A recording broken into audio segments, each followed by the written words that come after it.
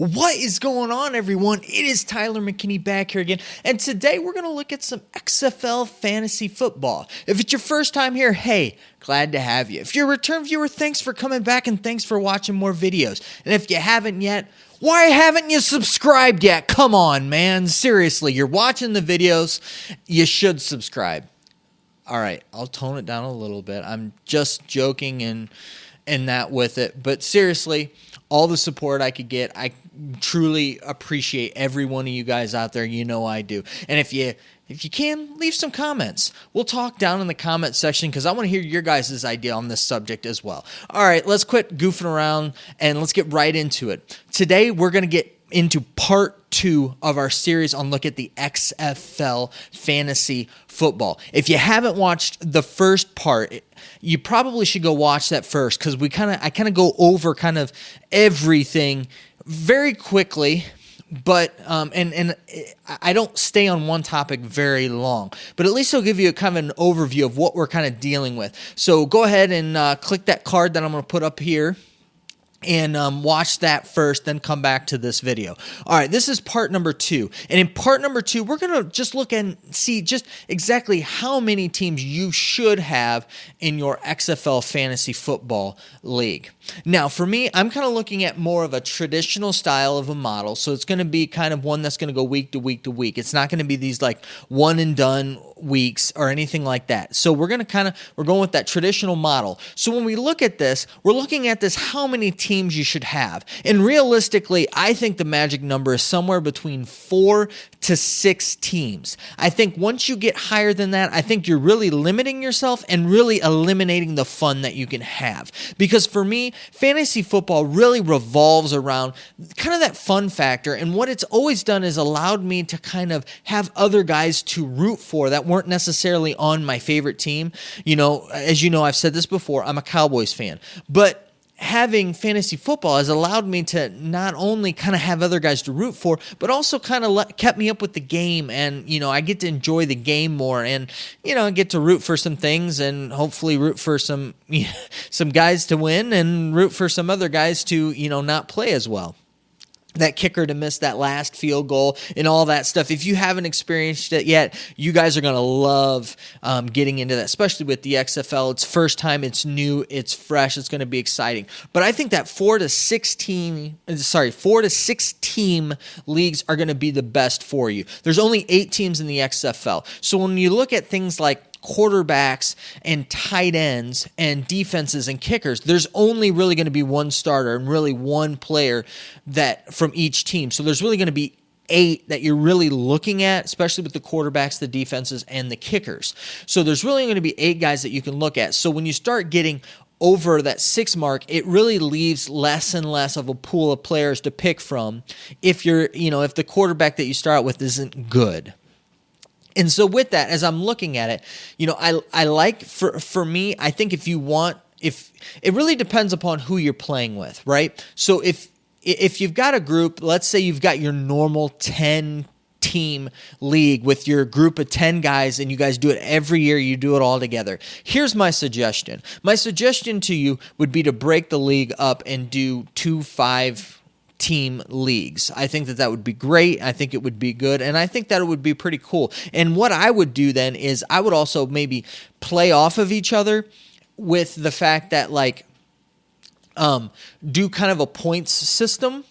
And we'll go into that when we start looking at the points and things. But if you want to bring the 2 leagues together, especially at the end of the season, you know, take that final week and kind of do a championship game against the championship game, I think that would be pretty cool. Meaning you have your championship game of both of the leagues, and then whoever wins that, then those teams, it's the same week, but you take whoever had the total highest points, and then of both leagues in that week, which would be, and then that becomes the champ. So technically it's a semifinal and a championship of each individual leagues all at the same time. I think that would be kind of a pretty cool different thing, and we'll go into more detail with that.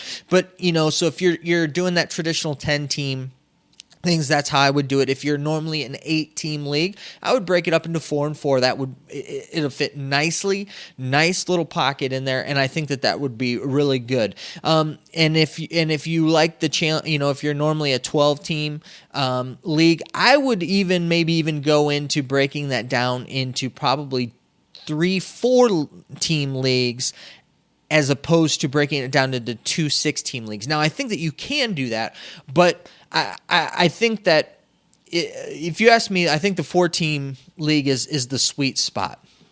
Now, when I'm looking at this, I'm really focusing on 4, 5, and 6-team leagues. And when I'm looking at it, and the smaller, I think that you're going to have some advantages here with the smaller team leagues.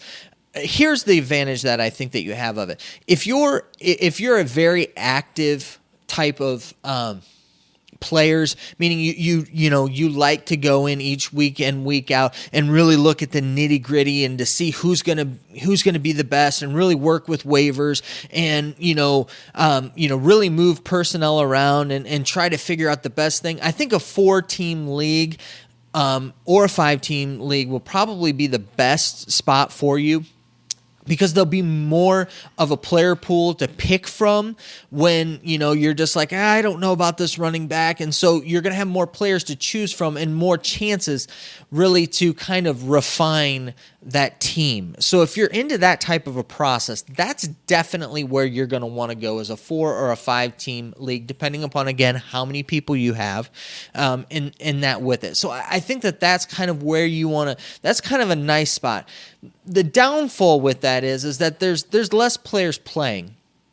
So, it might bring into I don't know if you've ever played fantasy football, but when you start getting to around 8 teams, a league of 8 teams or even less than that, what happens is that sometimes the numbers get inflated. And so, you're all playing with really good players, but the players that really, really stand out are kind of dwarfing the really good players that the other team has and stuff, to where it kind of, some people might not find it as a bad thing, and it's not necessarily a bad thing, but it just kind of skews what's going on sometimes, to where it skews kind of higher numbers, and it's hard to get a good gauge, because when you're trying to look at things from a normal standard with that, to where I think with a 4-team league and a 5-team league, because the bench pool, and I mean those players that are on your bench, or the those who are sitting out as free agents, that pool is a little bit larger, and so they're it isn't kind of picking through and as much strategy as it is, oh, this guy's good, go ahead and grab him, or this guy's definitely better than that guy, go grab him. So there's definitely kind of that type of thing with it. But me personally, I like the 4-team pool. It might be a bit big for some of you guys, and especially those of you guys who don't like to spend that much time in the researching thing, and that you just really want to fine tune your teams. I would stick more to the 5 and then the 6 team leagues. There really isn't a whole lot of difference there, but when you're starting to look at the 6-team leagues, what it's doing is that's really narrowing things down. So most of your team is probably going to be pretty much set.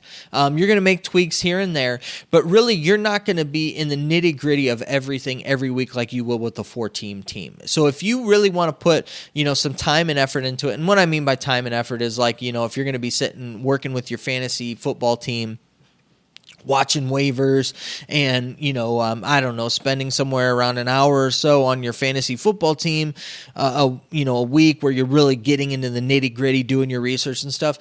And you really want to do that. You really want to get into it and really get down to the nitty gritty with that. Go with the 4-team league. If you're really wanting it to be kind of something where you kind of have your players, your teams are established, and you're going to kind of ride most of that out for the season, and that you're going to make changes here and there as you go, and really try to, you're going to have a centerpiece of a team, but you're really kind of building around that. Go with the 6-team league, I don't really think there's going to be that big of a difference with it. But when you're looking at things with it, you're going to have less of a player pool to deal with when you have the 6-team league. But one of the things that is nice is there's going to be more parity in the league, meaning the way that everything's drafted, and that with it, somebody might have a really good quarterback, but they're going to be waning, say, in the wide receiver department, and vice versa in there with it, to where I think it'll even itself out. It's just that there's not going to be, like I said, those really good guys to grab from, the free agency pool or in your bench that you would have in the other instance with the 4-team, because, there's going to be really, if there's 8 teams and you have 4 teams, there's going to be 2 quarterback options that will be sitting available.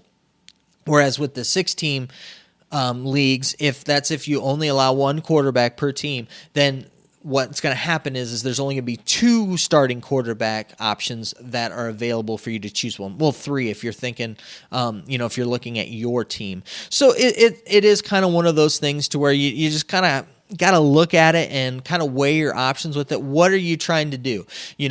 Are you wanting to, do a whole lot more movement, a lot of that type of stuff, or you need to really look and figure out how to figure out getting your 12 guys down or your 8-guy team. Use your 4-team league. If you're kind of, not sure,